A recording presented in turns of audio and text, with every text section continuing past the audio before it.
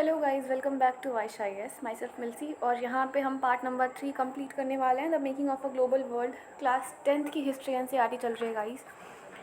तो आज का हमारा टॉपिक है लेट 19th सेंचुरी वाला जो कोलोनियलिज्म था वो। उससे पहले हमने बहुत सारी बातें आप लोग को बता दी थी, अगर याद होगा तो अच्छी बात है, नहीं याद होगा कोई बात नहीं। सो आज का हमारा टॉपिक क्या ये रहा। तो मैंने आपको बताया था जो लेट 19th सेंचुरी वाला टाइम पीरियड था, उस टाइम पे जो ट्रेड था वो बहुत ज़्यादा फ्लरिश कर रहा था, मार्केट्स वगैरह एक्सपैंड हो रहे थे, ठीक है। लेकिन यहाँ पे ये जानना ज़रूरी है कि ऐसा नहीं था कि अगर कोई चीज़ एक्सपैंड हो रहा है, कोई चीज़ बहुत ज़्यादा प्रॉस्परस अमाउंट में हो रहा है तो उस उधर कोई डार्क साइड नहीं होगा, नहीं। यहाँ पे प्रॉस्पेरिटी तो बढ़ी ही बढ़ी, बट यहाँ पे डार्क साइड भी चल रहा था दूसरे तरफ में। क्या था, बहुत सारे जितने भी वर्ल्ड के पार्ट्स थे उसमें बहुत सारे पार्ट्स में ट्रेड का जो एक्सपेंशन था और जो इकोनॉमी, जो वर्ल्ड की इकोनॉमी थी वो सब तो बैलेंस में चल रही थी, बट बहुत सारे जगह पे ऐसा हुआ कि इन दोनों की वजह से मोस्ट ऑफ द पीपल ने अपना फ्रीडम खो दिया। क्यों? क्योंकि जब ये ब्रिटिशर्स आते थे, एक सेकेंड, या जब ये ब्रिटिशर्स आते थे, प्लांटर्स को लेके जाते थे या फिर स्लेव्स को लेकर के जाते थे अफ्रीका से, इंडिया से, या फिर यहाँ पे वो लोग बोलते थे कि तुम ये कल्टीवेट करो, हम इसको इतने दाम पे खरीदेंगे, इतने पे नहीं खरीदेंगे। तो ऑब्वियस सी बात है। और ये लोग इंडेंचर्ड लेबर करवाते थे। इंडेंचर्ड लेबर का मतलब एक कॉन्ट्रैक्ट आपसे साइन कराया जाएगा और वो लोग आपको बेसिकली झूठ बताते थे कि हाँ आप चलो हमारे साथ में, इतने साल का आपके पास कॉन्ट्रैक्ट है, हम आपको इसके बाद अपने कंट्री में आने के लिए अलाउ कर देंगे। बट एक्चुअली वो लोग करते नहीं थे, प्रॉब्लम ये थी।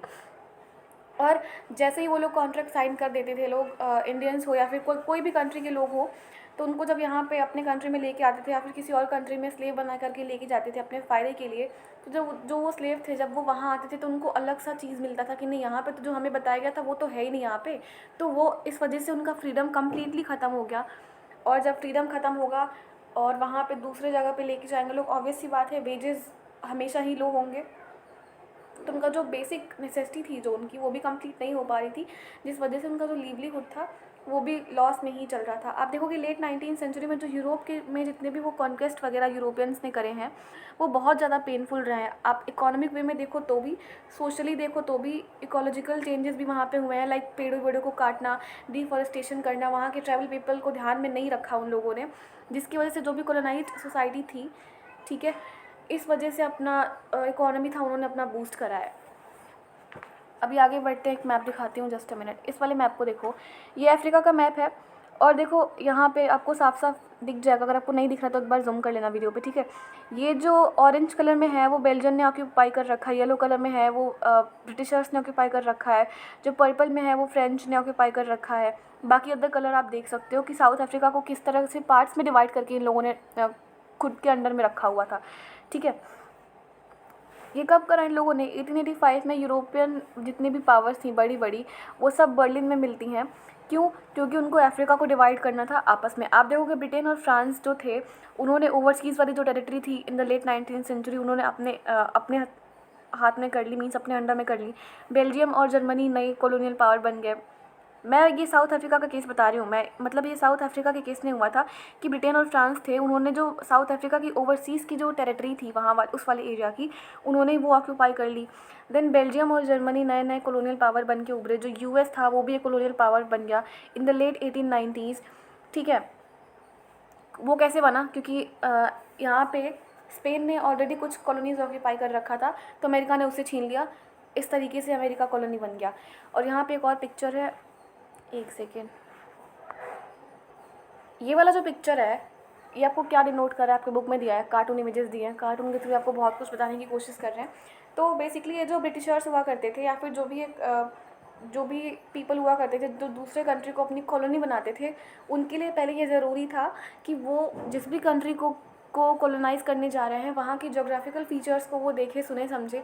तो इस वजह से वो लोग पहले एक्सपेडिशन भेजते थे कि आप जाओ, आप जाके देख कर के आओ कि उधर क्या हम उधर सर्वाइव कर सकते हैं या नहीं, क्या हमारे लिए फेवरेबल सारी चीज़ें हैं कि नहीं, हमारे फेवर में सब चीज़ें हैं कि नहीं। तो ये लोग बेसिकली वो देख रहे हैं यहाँ पे कैसे इमेज बना के रखा है इन लोगों ने। अभी आते हैं कैटल प्लेग जब वहाँ पे आया था अफ्रीका में, तब अभी तक हम अफ्रीका के बारे में बात कर रहे थे। तो ऐसे करते करते अफ्रीका को मिल बांट के इन लोगों ने डिवाइड कर लिया। उसके बाद अफ्रीका में आया रिंडरपेस्ट नाम का एक प्लेग, या फिर आप इसको मतलब कैटल प्लेग भी बोल सकते हो। रिंडरपेस्ट एक डिजीज़ थी जो कि जो वहाँ के कैटल से उन्हें हो जा रही थी बार बार। देखते हैं कैसे अफ्रीका में क्या हुआ। 1890s वाला जो टाइम पीरियड था, उस टाइम पे एक बहुत डिज़ीज़ बहुत ही ज़्यादा तेज़ी से फैली। किसमें? कैटल्स में, लोगों में नहीं, कैटल्स में फैली। और देखो उस टाइम पे अफ्रीका के जो लोग थे ना, वो उनको कोई जॉब वॉब करने की ज़रूरत थी नहीं, बिकॉज़ उनकी पॉपुलेशन थी मतलब नॉर्मल टाइप की थी, अच्छी खासी थी। और जॉब करने की ज़रूरत इसलिए नहीं थी क्योंकि उनके पास कैटल ही इतने ज़्यादा हुआ करते थे कि उनका जो लिवलीहुड था, जो बेसिक नेसेसिटी थी उनकी, वो कंप्लीट हो रही थी उससे। तो अफ्रीकन जो पीपल थे उनको कभी जॉब की नीड पड़ी नहीं। और जो जो लोग जॉब करते भी थे वो ऐसा नहीं था कि बहुत हाई फाई जॉब कर रहे हैं, नॉर्मल से करते थे बिल्कुल भी, ठीक है। तो मतलब वो लोग इतना उन लोग के पास होता था अपने लैंड और अपने लाइफ स्टॉक की वजह से कि वो सस्टेन कर पाएँ, अपनी लिवलीहुड चला पाएँ वो, और अपने फैमिली को भी फीड कर पाएँ। और जैसे ही ये प्लेग आया, अभी मैं जैसे मैंने बताया कि उनके पास इतना था कि वो अपनी फैमिली तक को फीड कर सकते हैं। किस किस बेसिस पे? अपने लैंड और लाइफ स्टॉक के बेसिस पे। जैसे ही प्लेग आया, इसने कैटल्स को इन्फेक्ट करना शुरू कर दिया।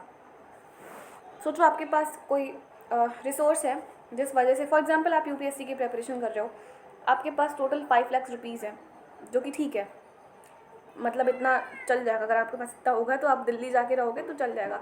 अगर आपसे कोई वही पैसे छीन ले, या फिर अगर आपका वही पैसा खतरे में आ जाए, आपको लगे कि अब तो ये भी नहीं रहेगा मेरे पास में, क्या करोगे आप? वही सीन हुआ कुछ वहाँ पे भी। तो जब कैटल्स इन्फेक्ट हुए तो उनका लिवलीहुड तो इसी वजह से चल रहा था, तो बहुत ही टेरिफाइंग इम्पैक्ट पड़ा लोगों के लाइफ पे भी, और वहाँ की जो लोकल इकोनॉमी थी ना वहाँ पे भी। ये बहुत अच्छा एग्जांपल है जो ये वाइड स्प्रेड हुआ था ना यूरोपियन के इम्पेरियल इम्पैक्ट पे। जितने भी कॉलोनाइज्ड सोसाइटी थी उन पे, उनको तो कोई फ़र्क ही नहीं पड़ रहा था, खैर, कि चलो ठीक है कोई बात नहीं, हम अपना काम कर रहे हैं, लोग मर रहे हैं तो उनको मरने दो। जो काम इन्होंने इंडिया में करा वही काम उन्होंने अफ्रीका में भी करा था। And in the late 19th century जो अफ्रीका है वहाँ पे बहुत कम कंज्यूमर गुड्स हुआ करते थे जो लोग उसको ख़रीदते थे। अगर मतलब आप अगर एक अफ्रीकन पीपल हैं उस टाइम के, तो आपके पास ये दोनों चीज़ें हैं, लैंड और लाइफ स्टॉक, तो आपके पास बेयर मिनिमम आपके पास सब चीज़ें हैं कि आप अपना लिवलीहुड आराम से चला सकते हो। आप देखोगे उसी टाइम पीरियड में जो यूरोपियंस हैं वो अट्रैक्ट हुए अफ्रीका के तरफ। क्यों? क्योंकि अफ्रीका में वास्ट रिसोर्सेज थी, लैंड मतलब लैंड वगैरह था वहाँ पे, और मिनरल्स था। और यूरोपियंस को चाहिए क्या था? बस ये दोनों, तो कि हाँ कोई खाली ज़मीन मिल जाए, वहाँ पे हम खेती वेती करवा लें और फिर हम उसको इम्पोर्ट करवाएं अपने वाले कंट्री में। तो जो यूरोपियंस होते हैं वो अफ्रीका आते हैं इस होप के साथ में कि हम वहाँ पे प्लांटेशन को, और वहाँ पे माइंस, कुछ फैक्ट्रीज़ वगैरह हैं, कोल माइंस वगैरह कुछ भी हैं, हम उसको वहाँ पे इस्टेब्लिश करेंगे, वहाँ पे क्रॉप्स एंड मिनरल्स को हम प्रोड्यूस करेंगे और हम उसको यूरोप तक एक्सपोर्ट करेंगे, ठीक है, इम्पोर्ट एक्सपोर्ट वटेवर वो करेंगे। बट वहाँ पे एक प्रॉब्लम ये हो गई, क्योंकि उन्होंने कभी सोचा नहीं था कि वहाँ पे ऐसी प्रॉब्लम होगी, क्योंकि उनको ये लगा कि यहाँ के लोग जॉब वॉब तो करते हैं नहीं, घर पे खाली बैठे होते हैं, तो लेबर तुम्हें मिल जाएगा। बट प्रॉब्लम वहीं पे हुई कि वहाँ पे जब ये लोग गए अफ्रीका में, तो एक अनएक्सपेक्टेड सी प्रॉब्लम हो गई, शॉर्टेज ऑफ लेबर। क्यों? क्योंकि अगर इनको कोई मिल भी रहा था तो उसको उतनी वो सैलरी नहीं दिया करते थे। ऑब्वियस सी बात है, क्यों करेगा कोई अगर तुम कम सैलरी दोगे उसको तो। और जो एम्प्लॉयर्स हैं उन्होंने अलग अलग से गंदे गंदे मेथड स्टार्ट कर दिए, रिक्रूट करना स्टार्ट कर दिया लेबरर्स को। क्या करके? टैक्सेस लगा दिए कि आप इस एरिया में नहीं जा सकते हो, आप यहाँ पे रह रहे हो, आपको उस पर टैक्स देना पड़ेगा, आपकी एक खेत है, आपको उस खेत पे टैक्स देना पड़ेगा। ऐसे करते करते बहुत सारी चीज़ों पे इन लोगों ने टैक्स वगैरह इम्पोज कर दिए। वो भी हैवी ड्यूटीज़ लगती थी, हैवी टैक्सेस वगैरह लगते थे, जो बस आप तभी पे कर सकते हो अगर आपके पास कोई काम धंधा है तो, ठीक है। अगर आपके पास बस एक लैंड और लाइफ स्टॉक है तो आप उससे कुछ नहीं कर पाओगे। उससे तो आप अपना बस खा पी के अपना गुजारा पानी कर रहे हो ना। आपको अगर पैसे देने को बोल दिया जाए तो पैसे आप कहाँ से लेके आओगे? उतने अगर लेके भी आ पाओगे तो जितना ही लोग डिमांड करेंगे आप उतना नहीं लेके आ पाओगे, ठीक है। और जाहिर सी बात है पैसे की नीड तो खुद को भी होती है ना। ऐसा तो नहीं है ना कि मेरे पास जानवर है और ज़मीन है तो सब चीज़ें हो जाएगा, कोई दिक्कत नहीं है, ऐसा नहीं है। पैसे की नीड उन लोगों को भी होती थी। तो वो लोग बेसिकली जो ब्रिटिशर्स की डिमांड थी उनको फुलफ़िल नहीं कर पाए, तो ब्रिटिशर्स ने उनको मतलब मौका ढूंढ ही लिया कि चलो ठीक है, हम तो यही चाहते थे, अब तुम लोग पे नहीं कर पा रहे, अब आके चलो हमारी प्लांटेशन वर्कर्स उनके साथ आके मिल जाओ, काम करो, हमारे लिए खेती करो, और जो हम यहाँ पे माइन स्टैब्लिश करेंगे वहाँ पे एज अ लेबर आप काम करो। और उस टाइम पे पीजेंट्स को अपने लैंड से डिस्प्लेस कर दिया गया, मतलब उनकी ज़मीनें छीन ली गई। पहले के टाइम पे, उस टाइम पे वहाँ पे अफ्रीका में ये हुआ करता था कि जो प्रॉपर्टी है, अगर फादर की डेथ हो जाती है तो वही प्रॉपर्टी, हाँ, तो वो वही वाली प्रॉपर्टी बेटे को मिलेगी। बट उन्होंने ये मना कर दिया कि नहीं, अभी किसी को नहीं मिलेगी, किसी एक मेंबर ऑफ फैमिली को ही मिलेगी। मतलब बेटे को मीन्स किसी को भी मिल जाती थी ना, 4 बेटे तो 4 में डिवाइड कर दिया जाता था, बट जो ये ब्रिटिशर्स आए उन्होंने मना कर दिया एज अ रिज़ल्ट, जिसकी वजह से जो पूरा वो एरिया था वो एक लेबर मार्केट में कन्वर्ट हो गया। जो माइन वर्कर्स थे वो भी वहाँ पे फ्रस्ट्रेट होने लगे बेसिकली, बट वो लोग कुछ कर नहीं सकते थे। फिर आता है ये हमारा ये रिंडरपेस्ट, एक डिवास्टेटिंग कैटल डिजीज़ है। पहले तो सब बढ़िया चल रहा था इनका, जैसे ही ये आया यहाँ की हालत ख़राब हो गई। तो जो रिंडरपेस्ट नाम का डिजीज़ है ये अफ्रीका में पहुंचा लेट 1880s में। और ये कैसे आया था, ये यही लेके आए थे, ब्रिटिशर्स से लेके आए थे। क्यों? फीड करने के लिए इटालियन सोल्जर्स को, जो कि ईस्ट अफ्रीका के एरिट्रिया में वो जाके लड़ाई वगैरह कर रहे थे। वो जैसे ही ये जो डिज़ीज़ होता है ईस्टर्न पार्ट में एंटर करता है अफ्रीका के, इसको बहुत कम टाइम लगते हैं, मतलब with in a short period of time east Africa से ये वेस्ट अफ्रीका की तरफ भी बढ़ने लगता है ये डिजीज़। एंड देन ये अफ्रीका के अटलांटिक कोस्ट में पहुंच जाता है 1892 में। उसके बाद आप देखोगे जब वहाँ तक पहुँचते पहुँचते केप ऑफ गुड होप वाला जो एरिया है वहाँ तक आ जाता है। 90% ऑफ कैटल जो थे वो रिंडरपेस्ट की वजह से उनकी डेथ हो गई थी। सोचो, जिस बेसिस पे एक तो आप काम वाम भी करवा रहे हो, ठीक है, करना चाह रहे हैं नहीं, टैक्सेस वगैरह लगा के आप काम करवा रहे हो, कैटल्स हमारे मर रहे हैं, कैटल्स के लिए कुछ नहीं कर रहे हो, हमारा लिवलीहुड भी ख़त्म हो चुका है। और जैसे ही कैटल्स का मरना शुरू हुआ, अफ्रीकन लिवलीहुड जो थी ना वो कम्प्लीटली डिस्ट्रॉय हो गई। जो प्लांटर्स थे, जो माइन के जो ओनर्स थे, ये स्ट्रैटेजी थी एक कि हाँ, अगर आप नहीं काम करोगे तो ये तो तरीका है, अगर आपके पास कैटल्स नहीं रहेंगे तो तब तो आप हमारे पास आओगे ना काम करने के लिए। तो बेसिकली ये उनकी एक सोची समझी एक गंदी वाली स्ट्रैटेजी आप कह सकते हो थी। जो प्लांटर्स थे, जो माइन ओनर्स थे, जो कॉलोनियल गवर्नमेंट्स थी, उन्होंने सक्सेसफुली मोनोपोलाइज़ कर लिया जितने भी वहाँ के रिसोर्सेज थे, बच्चे कुछ जो भी रिसोर्सेज थे उसको इन्होंने मोनोपोलाइज़ करा, अपने पावर को स्ट्रेंथन करा, मतलब बढ़ाया। और अफ्रीकन को फोर्स करा कि अब तो आपको लेबर मार्केट ज्वाइन करना ही पड़ेगा नो मैटर व्हाट, क्योंकि आपके पास अभी कोई ऑप्शन नहीं है। ठीक है, इंडिया पे भी आते हैं, थोड़ी देर में अभी आते हैं, बात करेंगे इंडिया के बारे में भी। और जैसे ही यूरोपियन कॉलोनाइजर्स जो थे वो थोड़े बहुत एरिया को इन लोगों ने कैप्चर करा था, बाद में जाकर के इन लोगों ने पूरा साउथ अफ्रीका को ही कैप्चर कर लिया। आप देखोगे जितने भी बचे कुचे पार्ट थे अफ्रीका के, सबको इन लोगों ने कैप्चर कर लिया। सिमिलर स्टोरी है इंडिया में भी, हम बात करते हैं बहुत डिफरेंट जितने भी ये 19th सेंचुरी वाला जो टाइम पीरियड था ना, डिफरेंट पार्ट ऑफ वर्ल्ड में इन लोगों ने यही काम करा है। बात अगर अपने इंडिया के बारे में करें तो देखो, जो ये इंडेंचर्ड लेबर होता है, लाइक मैंने बताया ना कि आपको एक कॉन्ट्रैक्ट साइन करवाया जाएगा एक एम्प्लॉयर से एक स्पेसिफिक टाइम पीरियड के लिए कि चलो साइन करो, 5 साल के लिए काम करना पड़ेगा, अच्छे खासी सैलरी देंगे आपको, फिर हम वहाँ से आपको 5 साल के बाद भेज देंगे। और जो एम्प्लॉयर होता था, मतलब जो भी ये प्लांटर बन के जाता था वहाँ पे, स्लेव वगैरह वॉटएवर जो भी बन के जाता था, उसको पता नहीं होता था, उसको तो लगता था कि जो भी आप मेरे को बता रहे हो वही है। बट जैसे वो वहाँ पे गया काम करने के लिए, वहाँ पे उसको सिचुएशन बिल्कुल ही अलग मिलती थी। ठीक है, और जो सैलरी की बात ये लोग करें, सैलरी तो बेसिकली ब्रिटिशर्स की शुरू से ही आदत रही है अपने किए गए वादे शुरू करना, तो सैलरीज़ वगैरह भी इन लोग को टाइम पे नहीं मिलती थी और वेजेस भी इन लोग के बहुत लो हुआ करते थे। तो अभी इंडिया के बारे में बात करें अगर, तो यहाँ पे भी आपको ना 2 फेसेस मिल जाएंगे देखने के लिए। एक तरफ तो ये कि इकोनॉमिक ग्रोथ बहुत ज़्यादा हो रही थी, दूसरी तरफ आप देखोगे ग्रेट माइजरी थी वहाँ पे। क्यों? क्योंकि यहाँ पर जो जिनके हाई इनकम्स थे उनके तो बढ़िया थे, उनके तो बहुत अच्छे चल रहे थे, लाइफ उनकी बहुत अच्छी चल रही थी। बाकी जो लोग पॉवर्टी में थे ना, वो और गरीब होते चले गए, क्योंकि जब ये लोग हायर करेंगे तो अमीरों को तो हायर करेंगे नहीं ना, गरीबों को ही परेशान करेंगे। तो इस वजह से एक जगह पे किसी को हाई इनकम मिल रहा है, दूसरे जगह पे आप देखोगे पॉवर्टी है, एक जगह पे टेक्निकल एडवांसमेंट हो रही है कुछ एरियाज़ में नए फॉर्म ऑफ क्वेश्चन हो रहे हैं। ठीक है, 19th सेंचुरी की अगर मैं बात करूँ तो बहुत सारे से इंडियन मेंबर्स में से ही बहुत सारे से ऐसे थे जो एज अ लेबरर काम करा करते थे प्लांटेशन फील्ड में, और उसमें चाइनीज़ लेबरर्स भी हुआ करते थे जो कि प्लांटेशन में वर्कर्स बन के काम करते थे, प्लांटेशंस फील्ड में, माइंस में भी काम किया करते थे। रोड और रेलवे के कंस्ट्रक्शन वाला जो प्रोजेक्ट स्टार्ट हुआ था पूरे अक्रॉस द वर्ल्ड, वहाँ पे भी हमारे इंडियन एंड चाइनीज़ मेंबर्स ने काम करा है।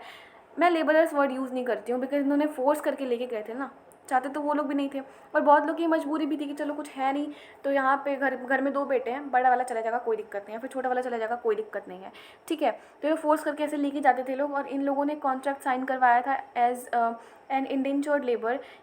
जैसे इन लोगों ने हायर करना स्टार्ट करा, इन्होंने बोला कि हम आपको प्रॉमिस कर रहे हैं कि हम आपको इंडिया वापस भेज देंगे 5 साल के बाद तक। आपको 5 साल तक प्लांटेशन फील्ड में जो एम्प्लॉयर होता है आपको वैसे बन के काम करना पड़ेगा। आप देखोगे कुछ करा इन लोगों ने है नहीं, इन लोग की ज़िंदगी इन लोगों ने बर्बाद कर दी ब्रिटिशर्स ने। ठीक है, बहुत सारे से इंडियन इंडेंचर्ड वर्कर्स थे जो आज के प्रेजेंट डे जो ईस्टर्न उत्तर प्रदेश है वहाँ से आए थे। ठीक है, लाइक ये बिहार वाला जो रीजन है वो, बिहार से सेंट्रल इंडिया आप देखोगे, तमिलनाडु का जो डिस्ट्रिक्ट होते हैं, तमिलनाडु के जितने भी डिस्ट्रिक्ट हैं वहाँ से भी गए थे।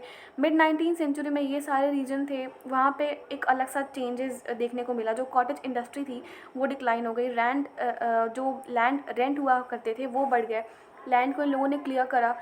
क्यों? फैक्ट्रीज़ वगैरह बनाने के लिए, प्लांटेशन को सेटअप करने के लिए। क्योंकि अब जब लैंड को क्लियर करा होगा तो उस टाइम पे क्या चल रहा होगा इंडिया में, रिवॉल्ट, एजिटेशन वगैरह वगैरह, ये सब तो चल रहा होगा ना, क्योंकि वहाँ पे ट्राइबल पीपल भी रहते थे। अब उन लोग की लाइफ तो अफेक्ट होती थी ना, ऐसे तो नहीं था ना कि आप कुछ भी कर रहे हो उन लोग की लाइफ अफेक्ट हो ही नहीं रही है। ठीक है, इन सब की वजह से टोटल कुल मिला जुला के अगर देखो तो जो पुअर पीपल की जो लाइफ थी वो सबसे ज़्यादा अफेक्ट हुई, बिकॉज वो रेंट भी पे नहीं कर पा रहे हैं, वो कर्ज में डूबते चले जा रहे हैं और उनको फोर्स करा जा रहा है कि आप माइग्रेट करो। मतलब एक तो ये है कि आप उनको प्लांटेशन फील्ड में लेकर के जा रहे हो काम करने के लिए, दूसरा ये है कि वो खुद ही माइग्रेट कर रहे हैं in search of work, because उनके पास कोई काम नहीं है और बिना काम के वो कुछ भी नहीं कर सकते हैं। ठीक है, आगे बात करेंगे कुछ अलग सी प्लेसेस के बारे में।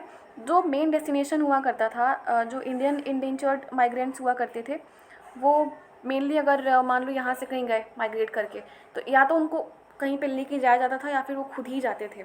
ठीक है, स्टार्टिंग में जब वो गए तो लाइक कैरेबियन आइलैंड्स वगैरह हो गया, ठीक है, मॉरिशस, फिजी, ऐसे वाले जो कंट्रीज थे इनको बेसिकली यहाँ पे भी लेके जाया जाता था, या फिर ये लोग यहाँ पे भी जाते थे इन सर्च ऑफ वर्क। और जो असम में टी प्लांटेशन थी वहाँ पे भी वर्कर्स को एज एन इंडेंजर्ड वर्कर्स ही हायर करा गया था। ठीक है, जो मलय वगैरह वाला जो एरिया है ना, सबका सब यहाँ पे ये लोग काम किया करते थे। जो रिक्रूटमेंट थी वो एक एजेंट के थ्रू होती थी, मतलब ऐसा नहीं था कि कोई अंग्रेज़ है, कोई यूरोपियन पावर है, वो जाके सीधा बोल रहा है कि नहीं चलो हम नहीं यहाँ पे रहने देंगे, नहीं। वो लोग एक मिडिल मैन को वहाँ पे स्टैब्लिश करते थे, सेटअप करते थे कि आप जाओगे, आप मेरा ये काम करवाओगे और आपको इसके लिए आपको सैलरी भी मिलेगी। तो बहुत सारे लोग मजबूरी में चले जाया करते थे, बहुत सारे लोगों को इन लोगों ने, जो मिडिल मैन हुआ करते थे, वो फोर्स करके लेके जाते थे। एंड इन्होंने झूठ बोला था बेसिकली, जो मिडिल मैन हुआ करते थे ना, अब ब्रिटिशर्स तो सब कुछ पहले इन लोगों को बता के भेजते थे कि ऐसा ऐसा सीन है, आपको यही जाके बोलना है वहाँ पे। तो अंग्रेज़ भी बहुत, जो ये यूरोपियन पावर के जो लोग थे वो भी ऐसा नहीं था कि बहुत दूध के धुले हुए हैं, वो अगर जाते तो बहुत ही सच्चाई बोल देते मुँह से, नहीं, वो लोग भी कुछ बकवासी बोल के आते जिसकी वजह से इन लोग को चलना पड़ता। बट फिर भी जो ये मिडिल मैन थे इन्होंने कुछ ज़्यादा झूठ बोला कि नहीं हम आपको भेज देंगे, इतनी सैलरी मिलेगी, ये वो पता नहीं क्या क्या, ये सारी चीज़ें बोला इन लोगों ने। एंड माई पता नहीं क्या क्या stand for providing wrong information about the final destination sorry. जो मोड ऑफ ट्रैवल वगैरह हुआ करता था, जो लिविंग कंडीशन वगैरह हुआ करती थी, वर्किंग कंडीशन, सबके बारे में झूठ बोल के ये लोग गंदी गंदी बातें फैला के ये लोग उन लोगों को लेकर के आए थे। आप देखो कि जब वर्कर्स आएंगे उनको बाद में पता चलेगा कि यहाँ पे तो जो हमने सुना है वैसे तो है ही नहीं, तो बहुत सारे वर्कर्स वहाँ से छोड़ के भागने की कोशिश करेंगे। हम आते हैं थोड़ी देर में इसमें। 19th सेंचुरी का जो इंडेंचर्ड लेबर था उसको न्यू सिस्टम ऑफ स्लेवरी के नाम से जाना गया। और जैसे ही प्लांटेशन फील्ड पे जो ये प्लांटेशन वर्कर्स आए एज ए लेबरर, उन्होंने कंडीशन बिल्कुल ही अलग पाया जो उन्होंने इमेजिन करी थी। जो लिविंग वर्किंग कंडीशन थी वो बहुत ही गंदी थी, वहाँ की बहुत ज़्यादा हार्श थी। वहाँ पे लीगल राइट्स भी उनको नहीं मिलते थे, बेसिकली वहाँ पे उतने अच्छे खासे लीगल राइट्स नहीं थे। बट वर्कर्स क्या करें, वो उनको खुद भी सर्वाइव करना था, फैमिली तक को भी अपनी जो भी सैलरी है वो भी पहुंचानी थी। तो उन्होंने अपना खुद का जो लिविंग स्टैंडर्ड था या फिर अपना खुद का जो सर्वाइवल था उसका अपना अलग ही रास्ता निकाला। बहुत लोग क्या करे, जंगलों में भाग गए, बहुत लोग तो भाग के कहीं और चले गए, बहुत लोग जो भाग गए वो उनको पकड़ा भी गया तो उनको फिर पनिश करा गया। कुछ लोगों ने डेवलप करा new form of individual and collective self expression. ठीक है, समझो नहीं ज़्यादा, कुछ लोग भाग गए बस, जिनको पकड़ा गया उनको पनिश करा गया। एक जैसे मैंने अभी बताया ना, ये कंट्रीज़ वगैरह थी, जो ये कैरेबियन आइलैंड्स थे, मॉरिशस, फिजी, यहाँ पे भी बहुत सारे लोग भाग के चले गए और वहाँ से भी बहुत सारे लोग भाग के कहीं और चले गए। देन अगेन आप देखोगे एक एनुअल फंक्शन था मुहर्रम का, वहाँ पे किसी को पता था नहीं। मान लो कोई इंडिया से है, कोई यूपी से है, कोई यूपी से है, कोई कश्मीर से है, कोई कहीं और से, कोई पंजाब से है, और मान लो कोई तमिलनाडु से है। अब इतने सारे लोगों को आप एक जगह पे ला करके प्लांटेशन फील्ड में लाकर रख दोगे और आप बोलोगे काम करो यहाँ पे, ठीक है। तो वो लोग अगर वहाँ से रिवॉल्ट तो नहीं करते थे, बेसिकली वो लोग चुपके से भाग जाते थे वहाँ से। तो वो लोग जाएंगे कहीं पे तो उन लोग को नहीं पता होगा ना, अब साउथ वाले को क्या पता है कि मुहर्रम क्या होता है, ठीक है। तो वहाँ पे एक एनुअल फंक्शन हो रहा था, त्रिनिदाद नाम की जगह है, ठीक है। वहाँ पे एक एनुअल फंक्शन हो रहा था मुहर्रम, वहाँ पे जाकर के सारे लोग इकट्ठे हो गए, सारे जितने भी रेसेस के लोग थे, जितने भी रिलीजन के लोग थे, उन सबको सब ने ये प्रोटेस्ट ज्वाइन करा। बेसिकली ये एक प्रोटेस्ट था, ठीक है। आप एक टर्म देख रहे हो रास्ताफेरिनिज्म, ये देखो, इस ये जो टर्म है बेसिकली इसका मतलब ये होता है कि कोई किसी को पता नहीं है कि यहाँ पे कौन किस रिलीजन का है, यहाँ पे क्यों लोग आए हैं, but a kind of protest होता है इसका मतलब, ठीक है। और इसको फेमस करा था जमैकन एक स्टार बॉब मार्ले ने, इस टर्म को फेमस करा था। और यहाँ पे वो ये बताने की कोशिश कर रहे हैं इस वाले टर्म के थ्रू कि जब लोग आए ना प्लांटेशन वर्कर से, तो सब वहाँ पे भी सोशल और कल्चरल लिंक्स बने इंडियन माइग्रेंट्स के साथ में, क्योंकि ये जो त्रिनिदाद नाम की जगह है, पहले त्रिनिदाद, गयाना और सूरीनाम मिलकर बनता था कैरिबियन आइलैंड, मैं पहले की बात कर रही हूँ, ठीक है। तो ये जो त्रिनिदाद नाम की जगह है, यहाँ से जब यहाँ पे लोग आए तो इंडिया और कैरिबियन के साथ एक कल्चरल रिलेशन भी बने, क्योंकि जब आए ऑब्वियसली बात है मुहर्रम का फेस्टिवल था एट दैट टाइम, लोग वहाँ पे इकट्ठे हुए, लोगों को पता नहीं था कि क्या चल रहा है। तमिलनाडु वालों को क्या पता होगा मुहर्रम क्या होता है, सिंपल सी बात है। वैसे ही साउथ की फेस्टिवल के बारे में हम लोग को नहीं पता होगा, ऑब्वियस सी बात है। तो और जब ये सारे कल्चर एक साथ मिले, जब यहाँ पे कल्चरल फ्यूजन हुआ, तो वहाँ पे आप बोल सकते हो कि हाँ एक नया वर्ल्ड बना, एक नया मतलब एक ग्लोबल वर्ल्ड काइंड ऑफ आप कह सकते हो, ग्लोबल वर्ल्ड बन गया था, जहाँ पे डिफरेंट जो प्लेसेस थे वो आकर के, और प्लेसेस के जो लोग थे वो आकर के एक साथ मिक्स हो गए थे, उनके जो कल्चर हैं वो एक साथ इंटरमिंगल हो गए थे। उन्होंने अपना जो ओरिजिनल कैरेक्टरिस्टिक है उन्होंने अपना खो दिया था, और वो कम्प्लीटली एक नया फॉर्म ऑफ रिलीजन तो नहीं कहना सही है, बट हाँ कम्प्लीटली एक नए फॉर्म में वो कन्वर्ट हो गए थे। कन्वर्ट भी नहीं हुए थे, बट हाँ अब क्या ही कर सकते हैं, ना अपने देश जा सकते हैं ना कहीं और जा सकते हैं, तो जहाँ मर्जी आया वो लोग वहीं चल दिए और एक साथ गए वो लोग वहाँ पे। तो त्रिनिदाद नाम की जगह पे वो लोग पहुँचे। उन लोगों को तो ये भी नहीं पता था कि जगह है कौन सी। बहुत सारे से इंडेंचर्ड वर्कर्स थे जिन्होंने कॉन्ट्रैक्ट के ख़त्म होने तक वहीं पे मतलब सफ़र करते रहे कि चलो देखते हैं क्या होता है, हो सकता है ये हमें सच में जाने दे, बट ऐसा कुछ हुआ नहीं, ठीक है। हो सकता है इन लोगों को ऐसा लगता था कि क्या पता हम अपने अपने घर में वापस जा पाएँ, हम अपने इंडिया वापस जा पाएँ, बट इन लोगों ने कभी वैसा किया नहीं। इंडिया में आप देखोगे जब ये नेशनलिस्ट लीडर्स आएंगे तो ये लोग बोलेंगे कि जो इंडेंचर्ड लेबर है, जो माइग्रेशन है इंडेंचर्ड लेबर का, बहुत ही अब्यूजिव और क्रूअल है, तो इसको अबॉलिश कर देंगे 1921 में। अच्छा, इसका ना एक और रीज़न था, क्योंकि ना ये लोग सबसे ज़्यादा, अगर आप बात करो कि कहाँ से लेके गए हैं लोग, स्लेव्स बना करके लेके गए लोग, तो वो हाँ इंडिया और अफ्रीका से ही लेके गए हैं, मेनली इंडिया। क्योंकि आप देखोगे कुछ नोबल प्राइज़ जिनको मिल रखा है, या फिर कुछ आप कह सकते हो नोबल प्राइज़ विनिंग राइटर्स हैं, जैसे कि नायपॉल हो गया, ठीक है। ऐसे कुछ कुछ नाम हैं जो इंडिया से रिलेट करते हैं। ऐसा लगता है कि ये जो पर्सन है, ये जो पर्टिकुलर बंदा है वो इंडियन ओरिजिन का है। वो क्यों लगता है? क्योंकि जो उनके जो डिसेंडेंट रह चुके हैं, जो उनके पहले के पूर्वज रह चुके हैं, वो इंडियंस ही थे, और उनको ये लोग कहीं बाहर लेकर के गए हैं एज अ स्लेव, कि वो प्लांटेशन वर्कर में जाकर के काम करेंगे as an indentured labour migrant के तौर पे। वो इंडिया से बाहर गए थे, वो वहाँ पे जाकर के सेटल हो गए। इसीलिए कभी कभी अफ्रीका में भी या फिर कहीं और भी जगह पे आप अगर पुराने भी किसी Nobel prize writer, winning writer का नाम आप सुनोगे, कभी कभी आपको लगेगा कि हाँ ये तो इंडियन ओरिजिन का लग रहा है, ठीक है। सेकेंड गाइस, अभी बात करते हैं। अच्छा, जैसे मैंने भी बताया कि 1900 में जो नेशनलिस्ट मूवमेंट चल रहा था 19th सेंचुरी में, ठीक है, 20th सेंचुरी में बेसिकली, तो वो जो नेशनलिस्ट लीडर्स आएंगे वो इस मूवमेंट को अपोज करेंगे। वो बोलेंगे कि नहीं ये तो बहुत ख़राब सिस्टम है। तो बाद में सब मिला जुला करके इन लोगों ने 1921 में इंडेंचर्ड लेबर को हमारे इंडिया में अबॉलिश कर दिया गया। आज भी आप देखोगे वो लोग, आज प्रेजेंट डे अगर आप देखोगे तो ये लोग कूलीज़ के नाम से जाने जाते हैं, ठीक है, जो अभी तो उस टाइम पे तो माइनॉरिटी में थे अपने कैरेबियन आइलैंड में, बट हाँ अभी इनको कम्प्लीटली राइट वगैरह दे रखा है लोगों ने। तो आगे बात करेंगे इंडियन एंटरप्रेन्योर्स अब्रॉड, बट यहाँ से हम नेक्स्ट वाले वीडियो में करेंगे, क्योंकि वर्ल्ड हिस्ट्री ऐसे किसी को समझ में नहीं आती है। यहाँ से हम इंडिया से रिलेट करके भी पढ़ रहे हैं, थोड़ा सा इंडिया के बारे में पढ़ेंगे, देन अगेन जाएंगे कुछ अदर कंट्रीज़ पे भी, ठीक है। सो वीडियो को एंड करने से पहले एक इंपॉर्टेंट इन्फॉर्मेशन एज यूजुअल, कि जो भी एस्पिरेंट सीरियस होकर के यूपीएससी की प्रिपरेशन करना चाहते हैं वो यहाँ पे दिए गए व्हाट्सएप नंबर पे हमारे वाइस सर को कांटेक्ट कर सकते हैं। नो मैटर व्हाट आप कब से प्रिपेयर कर रहे हो, कब से नहीं, बट हाँ एक बार सर को कांटेक्ट कर लो, बेनिफिट आपका ही होगा, बिकॉज एग्जाम का लेवल बढ़ते जा रहे हैं। सर की पर्सनल मेंटरशिप प्रोवाइड होती है, यहाँ पे कोई ग्रुप्स वगैरह कुछ नहीं बना है, बस टीचर्स दिख रहे हैं, पढ़ाने का काम हम लोग करते हैं, बाकी रिप्लाई तो सर ही करते हैं। Okay guys, thank you very much, have a great day ahead.